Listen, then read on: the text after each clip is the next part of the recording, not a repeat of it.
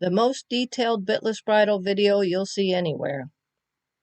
Bitted or bitless, I promise you'll learn something from watching this video, and maybe you'll even have a few laughs. I know we probably all ride horses.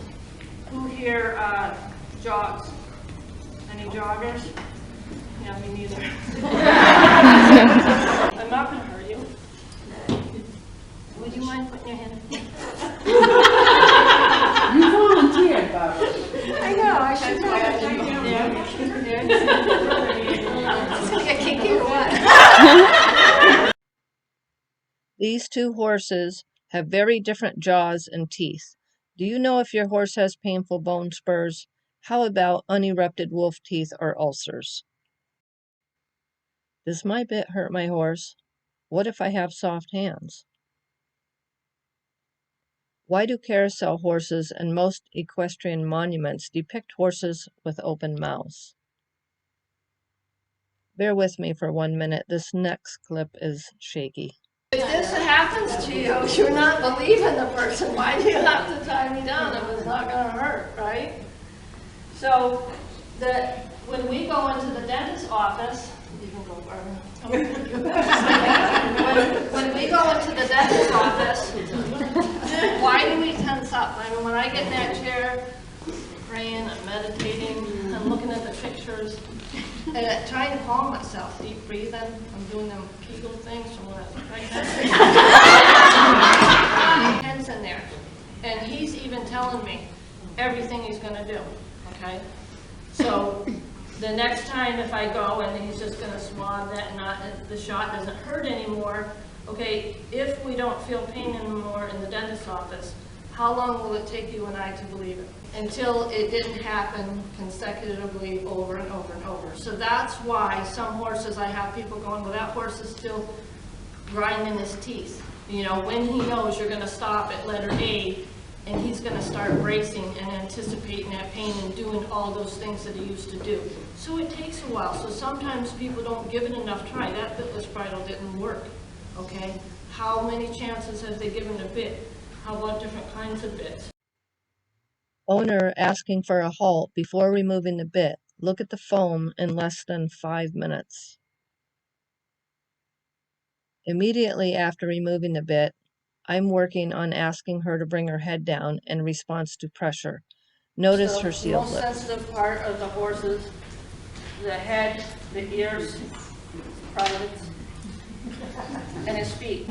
That makes me feel pretty good because when I'm beating on horses' chest to back up, that really doesn't hurt. So, yeah, a lot of people get bent out of shape when I'm training horses and I give them a little back here or do something like that. That doesn't hurt them back. How do we know if it really hurts them? All of us have seen injuries to horses. You go to auction and you see a horse that's got a leg hanging or an eyeball, and you're like, oh my God, no, it's good, it's good, I'm okay. You don't see them going, my leg. You know, you don't see them complaining that they've got a huge open wound, their hide could be cut open, and you don't see the horse going, you know, gritting his teeth or riding his tail in pain, because horses are stoic animals.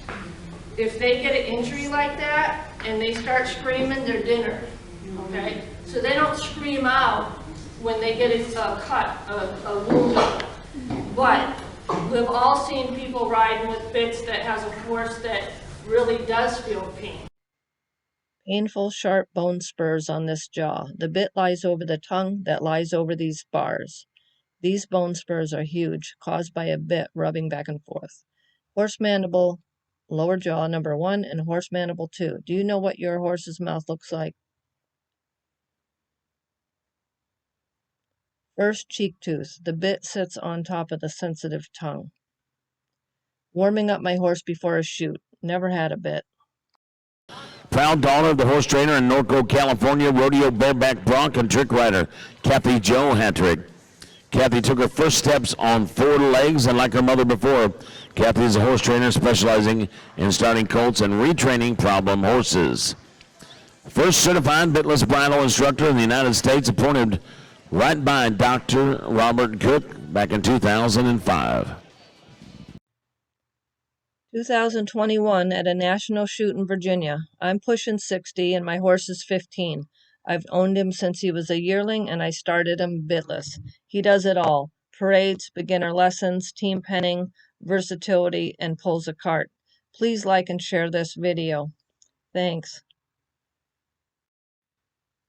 Here's a perfect example of a racehorse that learned to avoid pain of his tongue being trapped under the bit.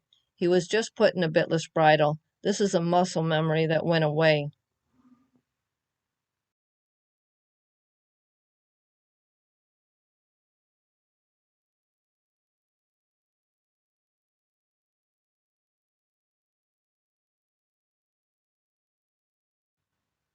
Butt to the wall, holding steady pressure, waiting for the slightest drop of his head. He gets a release as soon as he drops his head. This halflinger was bolting and pushing into pressure to get a release. His owner wanted me to put a bit in. I never rode him in it. This is what horses do when they get a first bit in their mouth. Is they mouth it a lot until they learn to suck it up and accept it. But you certainly couldn't be expected to steer off of that.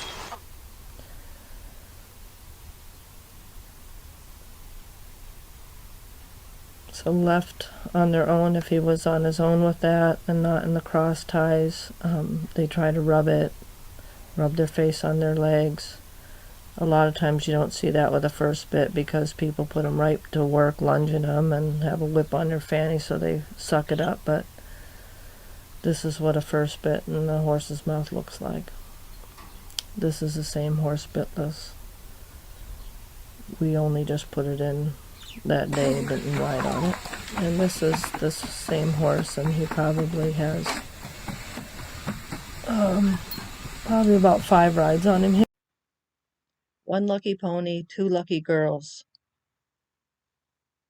I've heard some people say Dr. Cook's Bitless Bridle cuts their wind off or has their nose in a vise, or that it is very severe on their nasal bone.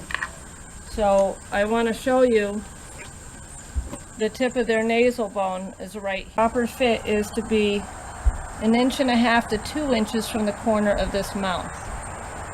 So when you use a bit, the bit hits that first cheek tooth. So the first cheek tooth is right there, and then the point is way out here. And it's resting more in here. It's not on the tip of this bony structure. I've been riding bitless in a rope halter since 1999. In 2005, I started using Dr. Cook's Bitless Bridle. I've ridden over 5 horses bitless, including first rides. And the first horse that I started bitless is my paint mare. She's 21 years old. The bit did not control my horse, the training did. Broken ankle with no stirrups. Bucky and Bucky's brother. So we just put the bit in our horse's mouth. We don't think about what it's doing inside here once we get on our horse. I rode with bits most of my life, and the tongue comes over here and lays on the bars of the horse's mouth. And the root of the tongue is way back here. If you kind of picture a cow's tongue, you know, it's very long and it actually overlaps these bars. These are knife edge, like a butter knife. So what happens is we lay the bit on top of the tongue, and the horse, to alleviate this pain of his tongue being pinched between the bit and sometimes the chin strap, what he'll do is he'll retract his tongue, he'll put it over the bit. Sometimes they'll loll their tongue out to the side, all in effort to relieve that pressure that this bit is putting on the tongue. Now when they retract it, now the bit is just on bone. This is covered by a thin layer of skin, much like your shin bone. So it still hurts.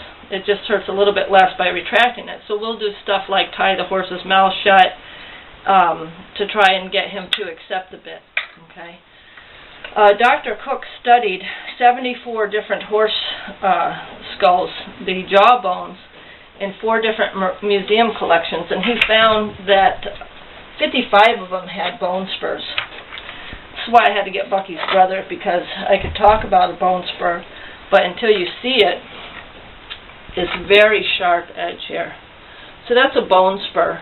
And 55 of those horses, they were 5 years and older, had bone spurs. And so the incidence of bone spurs in these horses that were ridden was 74%. That's a high number, and the actual number is probably higher because some of those horses were feral and had never had a bit in their mouth.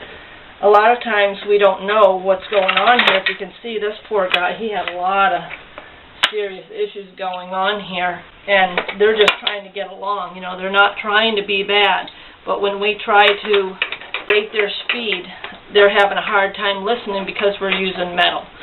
A horse is a highly sensitive animal, and he really doesn't need metal to steer him. And where did this bit lie on this horse's mouth? It lied right on those bone spurs and hitting the first cheek teeth. It should have hit the first cheek teeth on the bottom, but they're gone. The other problem we run into with a snaffle bit is hitting, this is a little bitty one, but it hits the roof of the mouth. Here we have double twisted wire. I have clients that have ponies that use this. He's busted out from me demonstrating this can hit the roof of his mouth when we're trying to rate his speed. You know, this is off center on 2 points on purpose to cause more pain. Like, one is not enough, that maybe if we had 2 and poke him in the roof of his mouth in 2 places, you know, and this looks wider than his mouth. To show you what one that hasn't been breached looks like, this is how thin that is. This hasn't been breached by a bit, and so this is how he came. Alright, and it's very, very thin. Okay. What qualifies us as riders, I've been riding my whole life, what qualifies me to control my horse with metal in his mouth? I don't think I'll ever feel qualified to steer my horse with metal, even though I use bits most of my life. That's because I didn't know what this looked like, okay? So how many horses have to put up with beginner riders trying to steer them via metal? They have their hands on ends of reins, they don't know what they're doing, they're yanking and pulling, okay? How would you like going to a surgeon, watched a few videos, and he wants to start practicing medicine? Would you go to a surgeon who just hung a shingle out and let him practice medicine on you? How about a dentist? A dentist, you go into a dentist's office, and just the stress of being there and knowing there's going to be metal implements in your mouth, your heart rate's going up, you're stressed, and you get Novocaine. And you can say, hey, I need more Novocaine, okay? These guys, when they scream out in pain, we don't recognize that. I've heard people say, well, I see people jerking on a horse's face in a bitless bridle. Hey, I'd rather have a dull piece of equipment on my face. If you had a choice, which would you pick? So I'm just here, I'm not trying to make you feel bad, I just want to educate people, and I wish I had been educated about what this looks like. Never stop learning. It's never too late. This horse was in his 20s. I rode him in Dr. Cook's on the beach for his first time bitless. Raise your hand or give a thumbs up if you like this video. Check out my website. Thanks for watching.